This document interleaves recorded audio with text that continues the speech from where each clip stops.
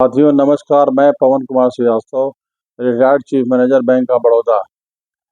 इधर बहुत दिनों से मेरे फिनसे चैनल में बहुत सी डिमांड थी कि आप जो अभी तत्काल में आरबीआई ने एक सर्कुलर निकाला है सभी बैंकों को कि आप 1 लाख तक के बचत खाते पर समान ब्याज दर देना है, यानी कि हर बैंक को एक ही रेट ऑफ इंटरेस्ट देना है। उसी संदर्भ में मैंने ये वीडियो सोचा आप लोगों को बताऊं और एक्चुअल क्या है और क्यों इस तरह की स्थिति उत्पन्न हुई।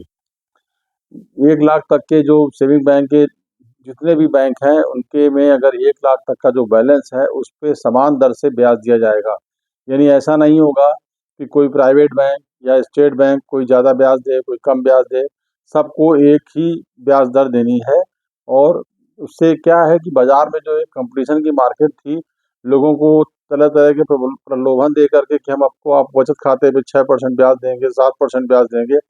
उसका रिजल्ट ये हुआ कि कस्टमर को ब्याज तो थोड़ा हायर मिल रहा था, लेकिन उसके पीछे कुछ हिडन चार्जेस थे कि अगर गलती से या किसी वजह से बैलेंस कुछ कम हो गया तो उसमें मिनिमम बैलेंस चार्जेस बहुत ज़्यादा लग जाते थे। तो इन सब को समस्याओं को दूर करने के लिए आरबीआई ने कहा है कि जो स्मॉल इन्वेस्टर है, जो कि अपनी गाढ़ी कमाई 1 लाख रुपए तक रखता है, तो उसमें कोई कंपटीशन नहीं है। वो किसी भी बैंक में खाता खोल ले, चाहे स्टेट बैंक में, चाहे कहीं भी, चाहे बैंक ऑफ बड़ौदा में, चाहे प्राइवेट बैंक है, एचडीएफसी बैंक में, उसको ब्याज समान मिलेगा।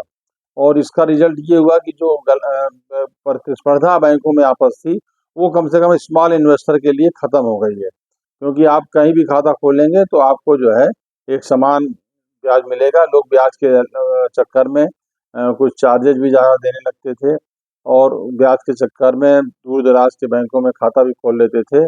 लेकिन इसके होने से ये फायदा हुआ कि अब सारे बैंक जो है एक ही रेट ऑफ इंटरेस्ट देंगे, उसमें कोई भी वेरिएशन नहीं होगा। मेरे ख्याल से आप लोग ये समझ गए होंगे इसका इसका प्रभाव सिर्फ बचत खातों पर है। जो स्मॉल सेविंग बचत खाते होते हैं उस पर ही ये लागू होगा, सारे डिपॉजिट पे नहीं लागू होगा। और ये तत्काल इफेक्टिव है और सभी बैंकों को ये कहा गया है कि ब्याज, बाकी जो ब्याज आप बचत खाते में आपको तिमाही इस तरह मिलता था वो मिलता रहेगा। साथ ही में जो ब्याज का दर है वो आपको हर 3 महीने में इंटरेस्ट आपके खाते में लगता रहेगा। तो इसलिए इसमें कोई बहुत आप लोगों को बहुत ही मतलब सुविधा हो गया कि आप किसी भी बैंक में अपना खाता रख सकते हैं। ज़्यादा ब्याज के चक्कर में आप इधर-उधर खाता खोलने की ज़रूरत नहीं है। हाँ, इसमें एक चीज़ ये है कि अगर 1 लाख से ऊपर आपका बैलेंस रहता है, तो उस बैलेंस पे आपको जो भी बैंक जिस हिसाब से ब्याज देना चाहे, वो देंगे।